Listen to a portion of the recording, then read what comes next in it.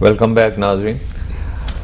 तो फिर Naveed, you were talking about these silos and how you can't finance them because there's no discounting or issue ये है कि farmer के लिए भी वो आड़ती पे इतना डिपेंडेंट है अपनी लाइवलीहुड पे, बिकॉज जो भी प्रोड्यूस उसकी होती है वो आड़ती को ही देता है, एंड एज अ रिजल्ट आपकी इंटरमीडिएशन कॉस्ट जो है between the farm to market is phenomenally high. yes. Now, in order to curtail that and create opportunity for availability of fund, जो मिर्जा साहब भी कह रहे थे कि जी access to capital rural areas में नहीं है, एक तरीका ये हो सकता है कि जब आप स्पेशलाइज्ड ये जो साइलोज होते हैं सारी दुनिया में होते हैं, वहाँ आपके पास एक्सपर्टीज होती है, वहाँ एक सर्टन मेथोडोलॉजी के तहत उसको टेक्नोलॉजी के तहत स्टोर किया जाता है, उसकी ग्रेडिंग होती है, उसकी रिसीट्स इशू होती हैं, उस पर डिफाइंड होता है, गारंटीड होता है, and that itself then becomes a negotiable instrument. जब उसकी स्ट्रिप्स हो सकती हैं कि फार्मर है, उसने अगर 10,000 टन डाला है, उसमें जो वो 3,000 टन आज बहुत बड़ा एक अपॉर्चुनिटी, बहुत अपॉर्चुनिटी, और यही लिंक करेगा आपके future market. So as agriculture becomes more commercial, yes, the financing has to step in. Absolutely, it will automatically come in. ये इंस्ट्रूमेंट्स और ये जो तरीकेकार हैं ये हमें बनाएंगे तो हम ये फाइनेंसिंग कर सकेंगे. एंड जो अभी एग्रीकल्चर सेक्टर में dearth of financing है, you can overcome that. Absolutely, because इस वक्त क्या हो रहा है, एग्रीकल्चर फाइनेंसिंग अगर आड़ती करता है वो 40 और 50-60% पे करता है. ठीक है साहब. अब आप बैंकिंग सेक्टर को देख लें, अगर कंज्यूमर को भी मैं देख लूं, कार्ड को देख लीजिए, वो 28 या 30% पे है.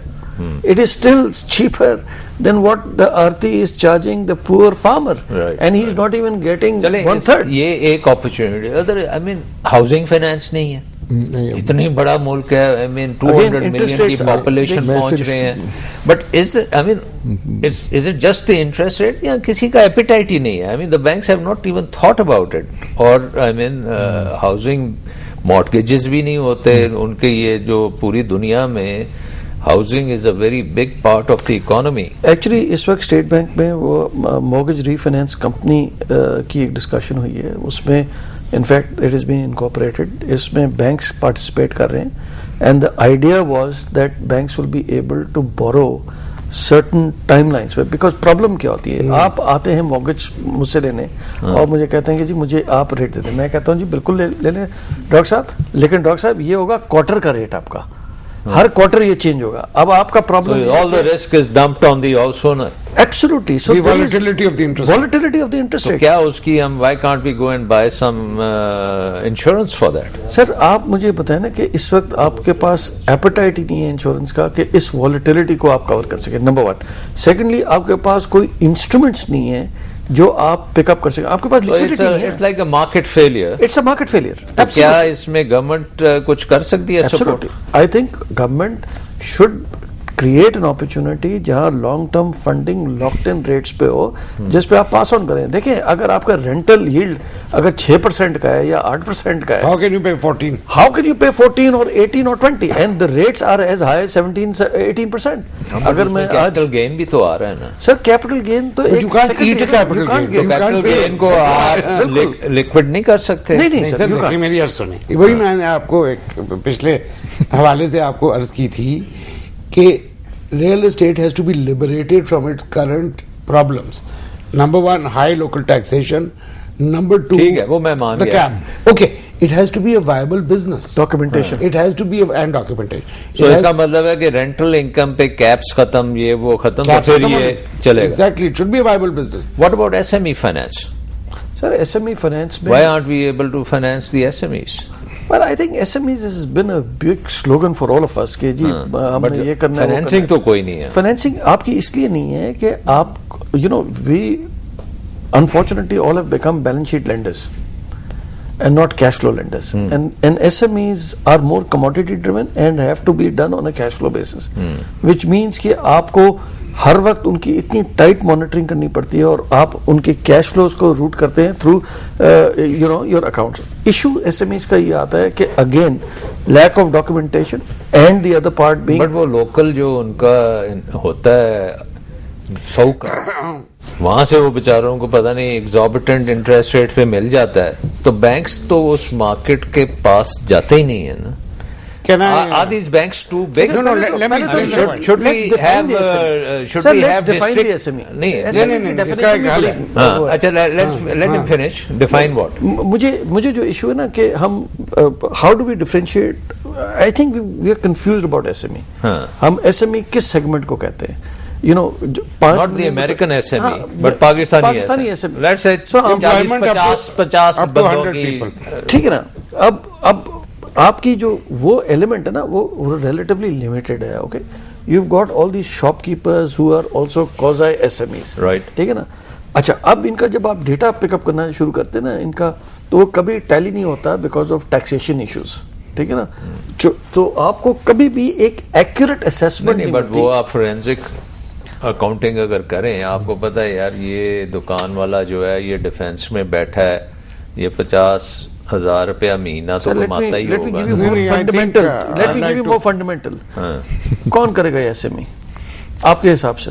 लार्ज बैंक्स में कोई SME कर रहा है? No, everybody is in government paper, right, ठीक है ना। छोटे बैंक्स में उनकी कैपेसिटी है कि वो नेशनल बैंक्स नहीं करेंगे, but if they were district banks I think they might do it. So if you create that, वो फिर आप then you're going into a microfinance environment. नहीं देखे ना, अब अमेरिका में हर जगह पे हर शहर में 3 बैंक्स खुले होते हैं। बिल्कुल, सिटी बैंक वो जो होते हैं आपका ब्लूमिंगटन नेशनल बैंक, हर काउंटी का अपना बैंक है। स्टेबिलिटी चाहते हैं। And there you also have state banks and then you have the money center banks. तो वो नीचे से ग्रास रूट से लेके ऊपर तक एवरीबॉडी गेट्स। हमारे यहाँ वो अभी तक लेवल नहीं है। You are absolutely right. आप हर काउंटी में जाके अपनी देखें, हर स्टेट में उनके डोमेस्टिक बैंक्स होते थे। जब तक वहाँ एक रेगुलेशन था कि you couldn't have interstate banking नहीं थी, ठीक है ना। अब we have all cross those bridges. Now we are at a stage that we have banks, we have penetration. The point is the desire to go and lend, and I repeat myself. आपका जो branch है, let's say your branch, is it empowered to lend to an SME, or you will have to make the decision? No. It's programmized. It is, and that is the model that I am pursuing. कि eventually the branch manager is responsible for lending. लेकिन उसके लिए उस branch manager की एहलियत भी तो होनी चाहिए। एंड उसको कैपेसिटाइज करने की जरूरत है। So you have to go and educate them and वो तो फिर आपका एक स्ट्रेटेजिक प्लान बिल्कुल का है, हिस्सा बिल्कुल होगा। है। तो फिर आप and I am rolling it out. Faisal bank we have started to roll out our SME lending capacity at the grassroots level. For example, जितनी मंडियों में हमारी branches हैं, and I am pretty much in almost 65 places जहाँ की volumes trade हो रहे हैं। So कोशिश यही है कि वहाँ एक capacity build करके वहाँ lending, और हम कर रहे हैं। I mean, if I look at my portfolio, almost 18% of my portfolio is in SME. ठीक। What about, let's say now move on to infrastructure finance. मतलब यहाँ पे कोई इंफ्रास्ट्रक्चर फाइनेंस नहीं है, सिर्फ पावर को आपने फाइनेंस किया है, but you have not financed airports, और you have not financed roads और ब्रिजेस और हॉस्पिटल्स और schools, and the amounts are staggering what we need infrastructure में, but why are banks shy on that? Because you see, you used to have what was called the DFIs. And their function, now you see, you used to have specialized institutions जो development finance करते थे, वो project financing करते थे। Project financing. अब आपकी जो banking sector ना पूरी यूनिवर्सल बैंकिंग की तरफ आ गई, ठीक है, जिसमें रिटेल से लेके high and investment banking, equity capital markets भी आप कर रहे हैं, ठीक है। तो फिर you can do infrastructure finance. लेकिन सर इंफ्रास्ट्रक्चर के इश्यूज ये हैं कि इंफ्रास्ट्रक्चर के बड़े let's take a break and then we'll come back. नाज़रीन, एक ब्रेक लेते हैं।